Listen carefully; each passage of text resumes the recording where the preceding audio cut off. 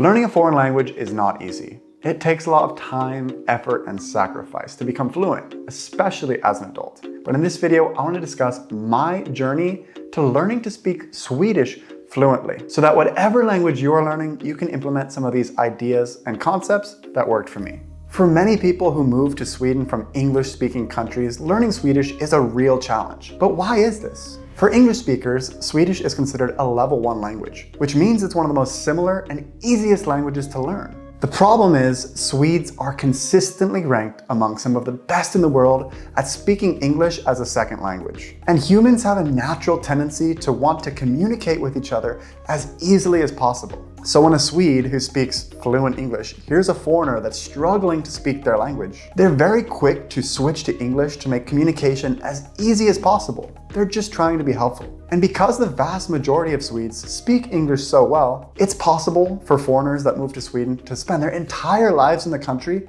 without learning the language of the natives. So how did I do it? Let me tell you about the 3 ingredients that were essential for me to learn the language. The first one is probably the most important of all, because without it, you're not going to get very far. I'm talking about motivation. I was super motivated to learn Swedish. For one thing, I made Swedish friends very quickly when I moved to the country, and I felt this deep sense of desire to be part of the group and understand everything that was going on. Even though one-on-one people would speak English with me, I still wanted to feel like I could understand the bigger picture and the bigger context of everything that was going on when my friends would be speaking amongst each other. But more importantly, ever since the moment that I moved to Sweden, I fell in love with the country. I felt like I got along with the people, culture, and values really well. And in some cases, maybe even better than my home country in the US. I made it my mission to one day become a Swedish citizen.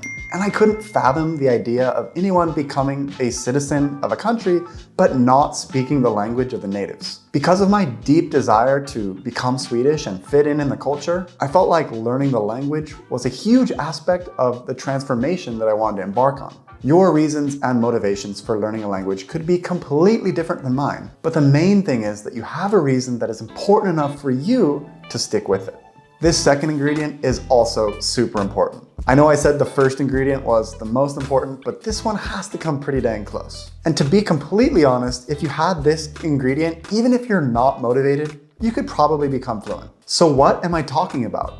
I'm talking about an immersive environment. Imagine if you did not want to learn Japanese, but you were dropped off on a remote island full of Japanese-speaking people that didn't speak any other language and you had no way off the island. Given enough time of you just being there and immersed in the language, you too would eventually start speaking fluent Japanese. The number 1 best way to learn a language is to be completely immersed by it. You hear it all throughout the day, read it on billboards, read it in books, listen to it in music, and you use what little bits of the language you know to communicate with locals and gradually get better over time. The thing is, if you move to a country where all of the locals also speak English, this can be a real challenge, and this is definitely the case in Sweden. So what was different for me? In my case, I got a job at a Swedish school. And while most adults in Sweden speak fluent English, the same can't be said for the average 9 and 10-year-olds in Sweden that I was working with on a day-to-day basis. I was essentially thrown into an immersive environment without even realizing it.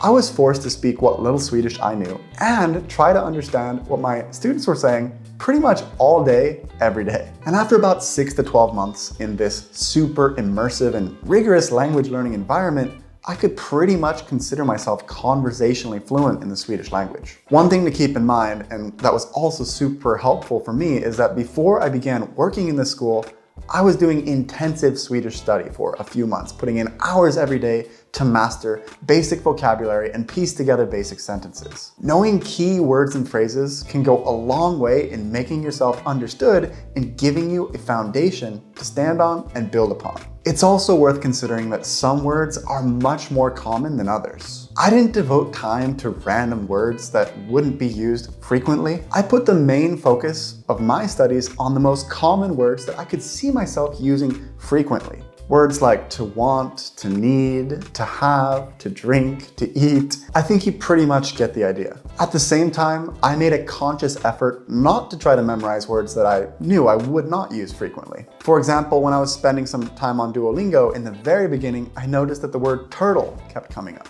In 7 years of living in Sweden, I don't think I ever used the word turtle more than a small handful of times. I mean, Sweden's not exactly a tropical country, and it's not like there's turtles walking around everywhere. Once you become conversationally fluent, you'll start to pick up random words just by using the language. But the key is to get conversationally fluent as quickly as possible and focus on the most useful words in the beginning. And once you have that foundation under your belt, you'll learn much more quickly by actual immersion in the language. So what can you do if you're not in an immersive environment for your target language? I mean, for me, I started learning Swedish a few months before actually moving to Sweden, so this was exactly the case for me. But what I did and what I would recommend to anyone to do is to find content that you find interesting and that you enjoy. Whether it's a podcast, a YouTube channel, Netflix show, or book, just try to absorb as much of the language as you can. You can even set a goal to consume a certain amount of content every single day. And what I like to do, I love to go for walks in the morning. And so I would listen to Swedish content for about an hour every morning while I went for my walk. And don't worry if you don't understand every single word. Nobody does in the beginning. Just focus on trying to see if you can understand the main idea and try to stay relaxed and enjoy the process. Because there's been an explosion of content creators online over the past 7 to 8 years, the amount of content available in different languages is even much more now than it was when I started to learn Swedish. And there's also a lot of content out there specifically designed for people starting out learning a language which is easy and slower tempo. So I recommend finding some content like this to help you understand the main ideas in the beginning. Once you get yourself to a good level where you're starting to understand the basics, you might be a great candidate for one of our language businesses. Whether you want to live in a fancy house for 9 days being completely immersed in Swedish, or join one of our language gyms to practice speaking and listening your target language every single day, I'll leave some links down in the description for you to check out if you want some more information. On a side note, we're in the process of launching our language gym in Spanish, which I personally will be a student in. So if you're also learning Spanish and you want to find a good place to train, maybe I'll see you in there. The last essential ingredient that you need to learn a foreign language isn't fancy, but it's true. And that is that you need time. Let's face it, you're not going to become fluent overnight. It took me over a year of being fully immersed and really motivated to start to feel confident speaking Swedish in my day-to-day life. It's going to take work and it's going to take persistence.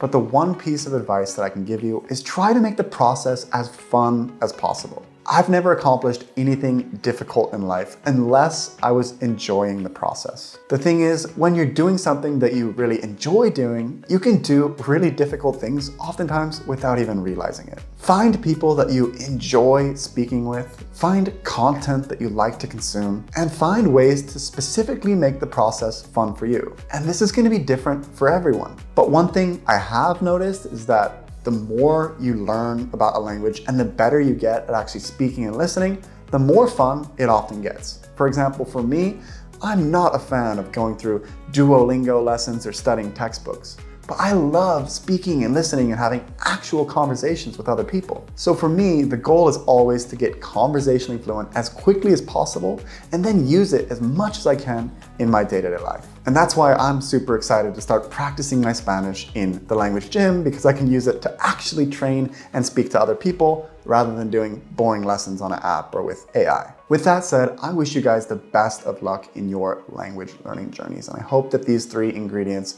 will help you get the right mindset and ideas to actually have success along the way. For me, learning languages has been a truly rewarding experience. And I think for you, if you stick with it, it will be as well. With that said, thank you for watching this video, and I hope to see you in another video soon.